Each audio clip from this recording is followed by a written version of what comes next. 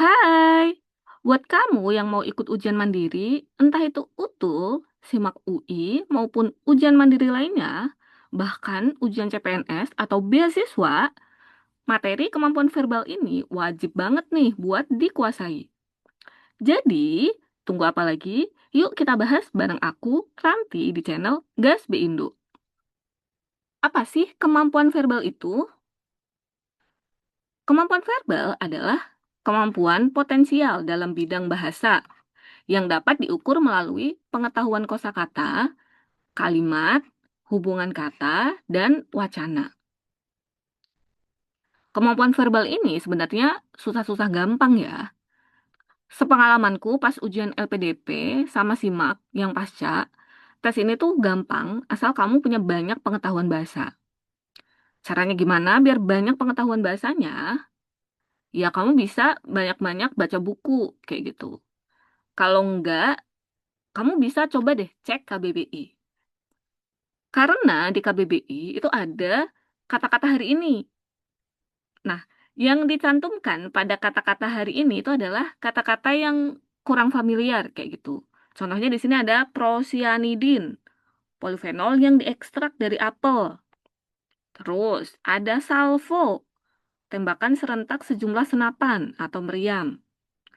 Terus ada homeopati atau pengobatan penyakit dengan dosis kecil. Ini kan semuanya kata-kata yang cukup asing gitu. Kalau setiap hari kita buka KBBI, itu kan pengetahuan bahasa kita itu bisa nambah. Ingat, kemampuan verbal itu yang diuji itu adalah kemampuan bahasanya. Terus, yang banyak juga berkaitan dengan analogi atau hubungan kata. Hal yang paling penting lagi, analogi atau hubungan kata itu ada banyak konsepnya. Oleh karena itu, pada video kali ini kita akan coba pelajari konsep-konsep yang ada pada kemampuan verbal gitu. Jadi silahkan kamu siapin buku dan pen untuk nyatet ya, supaya materinya itu makin nempel gitu di kepala, biar nggak lupa-lupa. Apa aja sih konsep kemampuan verbal yang diuji? Yang pertama yang paling umum itu adalah sinonim antonim. Kamu pasti udah paham ya, sinonim ini adalah persamaan. Antonim itu berarti lawan kata. Konsep yang agak asing itu adalah hipernim sama hiponim. Tenang aja, nanti kita akan bahas lebih lanjut. Holonim sama meronim ini juga akan kita bahas lebih lanjut. Kemudian kalau sebab akibat, ini nggak perlu kita bahas ya, karena cukup dinalar aja hubungan sebab akibatnya. Misalnya, ada kata hujan dan banjir. Berarti hujan ini tuh menyebabkan banjir. Hubungannya sebab akibat. Selanjutnya ada konsep verba sama adjektiva. Nah, ini penting juga ya untuk dipahami. Kamu juga harus paham verba itu apa, adjektiva itu apa, kayak gitu. Contohnya adalah ada kata berolahraga dan sehat. Nah, berolahraga ini adalah verbanya, sehat ini adalah adjektivanya. Sebenarnya hubungannya sama ya, sebab akibat. Berolahraga itu mengakibatkan sehat gitu. Tapi pertanyaannya itu kayak dikecoh sama verba adjektiva. Terakhir itu ada hubungan intensitas. Intensitas itu mengandung kesangatan gitu ya. Contohnya adalah misalnya ada kata sedih dan pilu. Jadi pilu ini tuh sangat sedih gitu. Hubungannya itu lebih tinggi daripada kata sedih.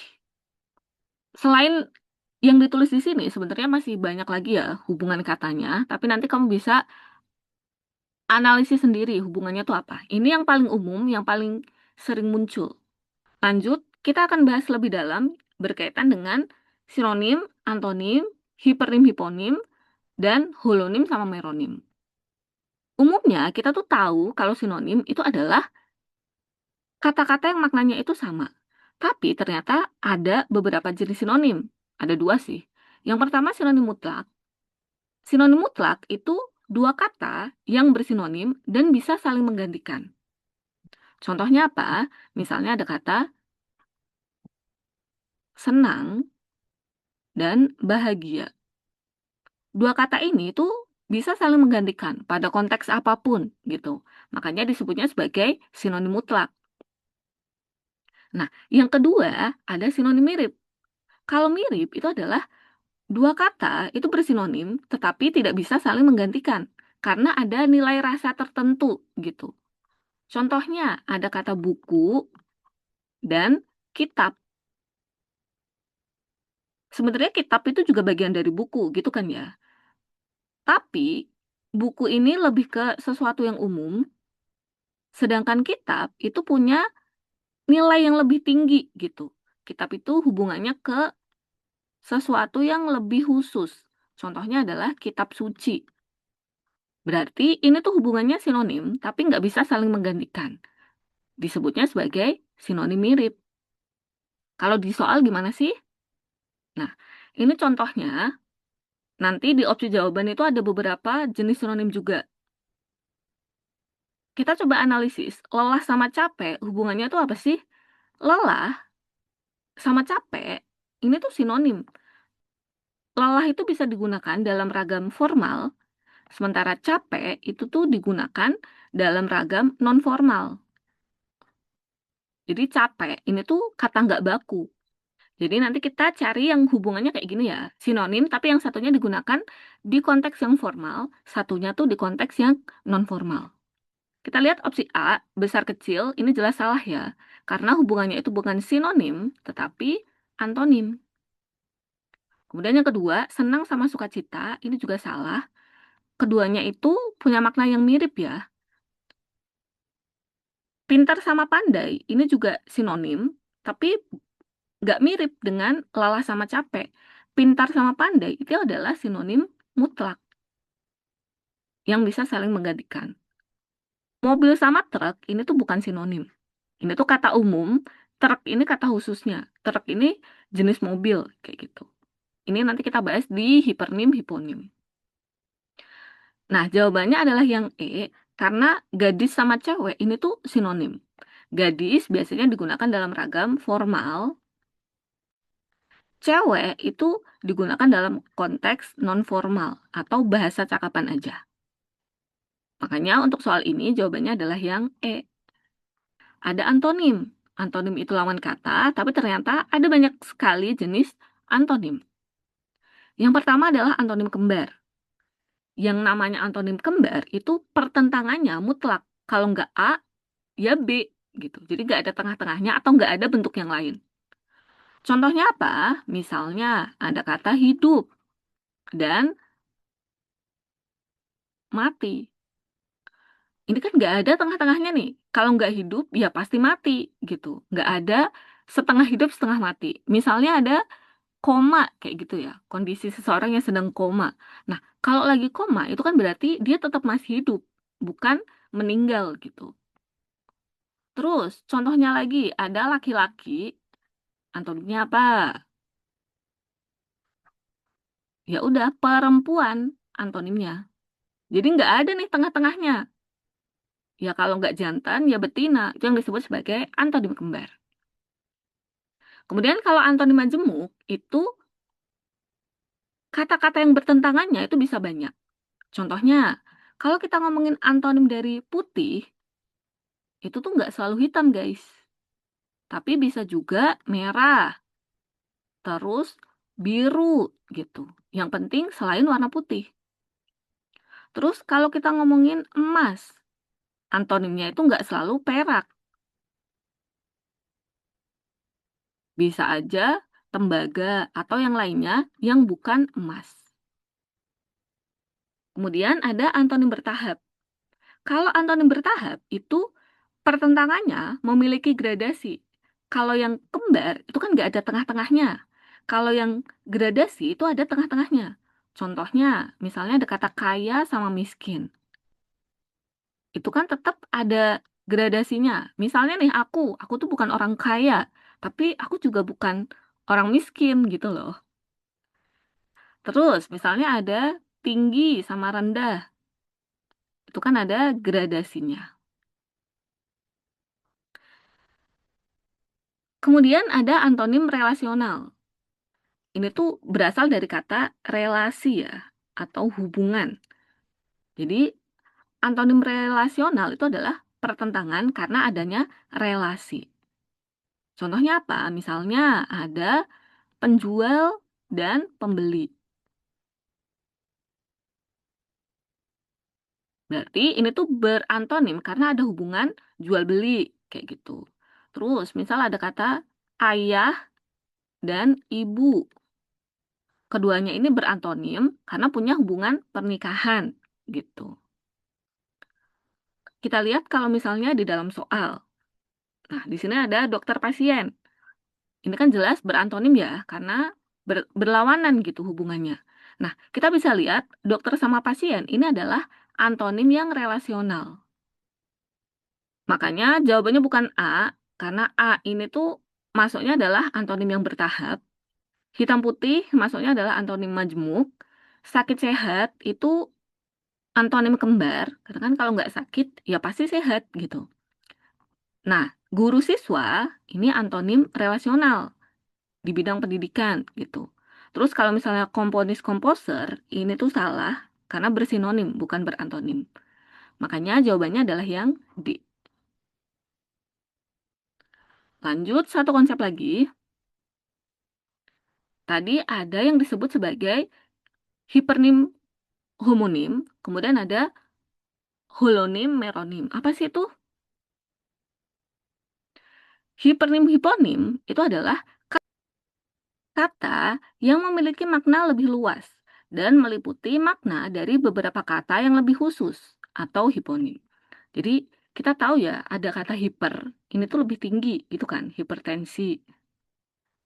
Nah, kalau hipo itu tuh lebih rendah. Contohnya hipotermia, itu kan dia suhunya tuh rendah. Nah, di sini juga sama. Kalau yang hiper itu tuh maknanya lebih luas. Kalau yang hipo ini tuh maknanya lebih sempit atau khusus. Contohnya apa? Yang di lebih luas itu ada kata hewan. Nah, jenisnya itu kan ada banyak nih hiponimnya. Ada kucing, harimau, kelinci, dan lain sebagainya. Jadi, kucing, harimau, kelinci ini merupakan hiponim dari kata hewan. Lanjut, kalau holonim sama meronim itu adalah keseluruhan bagian yang disusun oleh subbagian atau meronim. Jadi, ini tuh holonim itu adalah keseluruhan. Kalau meronim itu adalah sebagian atau subbagian tadi. Contohnya, misalnya ada kata tubuh dan jantung. Nah, jantung itu adalah bagian dari tubuh. Tapi jantung itu tuh bukan jenis dari tubuh gitu. Ini bedanya hipernim hiponim sama holonim meronim. Kita lihat di contohnya, ada kata daun dan klorofil. Daun itu jenisnya bukan klorofil, kayak gitu kan ya. Klorofil ini tuh bagian dari daun. Maka dari itu, hubungannya apa? Hubungannya adalah holonim dan meronim.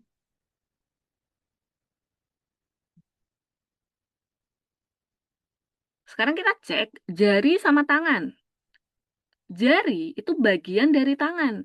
Berarti hubungannya itu bukan holonim meronim, tapi meronim dan holonim.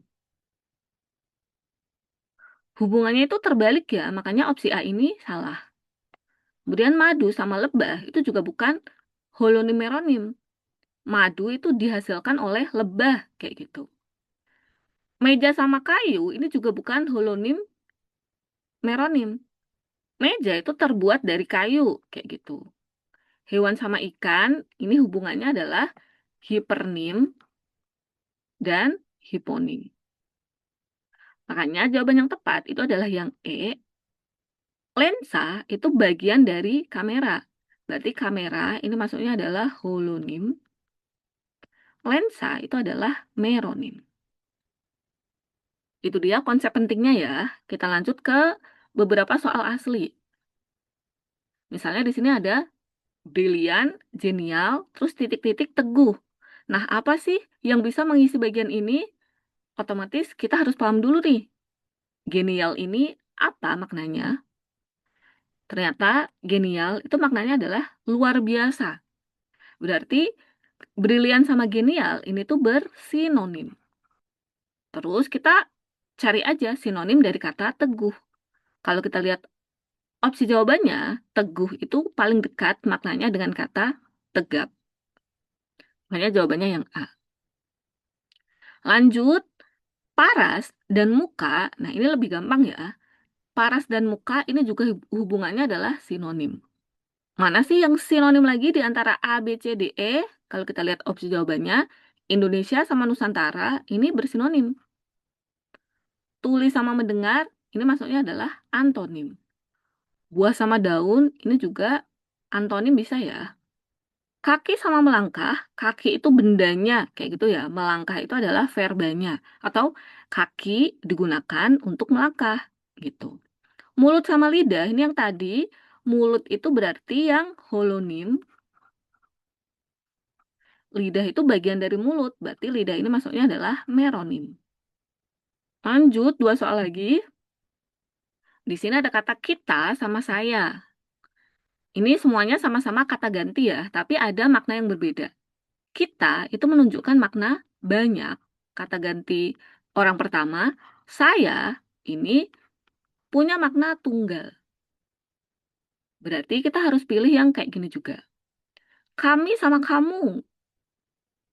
Kami ini orang pertama, kamu ini tuh orang kedua. Berarti salah. Kalian sama beliau. Kalian ini orang kedua, beliau itu orang ketiga. Salah. C, dia sama kalian. Dia ini adalah orang ketiga. Kalian ini orang kedua. Salah. Beliau sama kami, beliau itu adalah orang ketiga. Kami itu adalah orang pertama. Hubungannya salah juga. Mereka itu adalah orang ketiga. Dia itu juga orang ketiga. Karena kalau kita lihat hubungannya, mereka itu banyak. Kalau dia ini tuh tunggal. Berarti jawabannya adalah yang E. Terakhir, diare sama lalat, ini hubungannya adalah akibat sama hewan yang menjadi sebabnya. Cikungunya itu juga akibat. Hewan yang menyebabkan cikungunya itu apa sih? Bukan tikus, bukan virus, bukan semut, bukan bakteri, tapi nyamuk. Makanya jawabannya adalah E. Itu pembahasan panjang tentang kemampuan verbal. Semoga setelah menyimak video ini sampai selesai, kamu nanti bisa lebih mudah ya untuk mengerjakan soal-soal di tes kemampuan verbal. Ingat, nggak banyak materi di subtes ini, tapi kamu perlu banyak latihan. Jadi coba kerjain TO-TO yang berkaitan dengan kemampuan verbal. Oke, semoga kamu paham dengan materi ini. Sampai ketemu di video-video berikutnya. Bye!